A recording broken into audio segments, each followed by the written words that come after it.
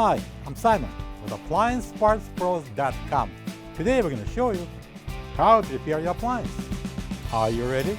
Remember, anytime you work on your appliance, make sure it's unplugged or the circuit breakers are off so there's no chance of electrocution.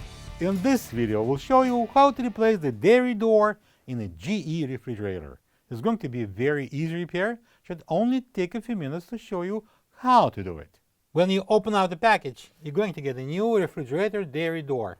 This dairy door is located in the upper portion of the refrigerator door. The main reason to replace the dairy door is if it breaks and won't stay in place. To get to the part, we need to open the door.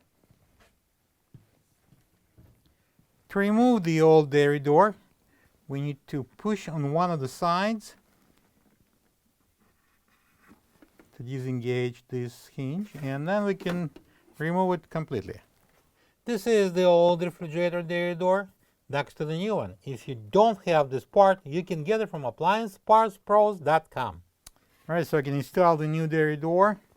I'm going to place this opening over this hinge here and bring the opposite side in and push it in and install it onto the hinge. And now when we're done, we can close the door.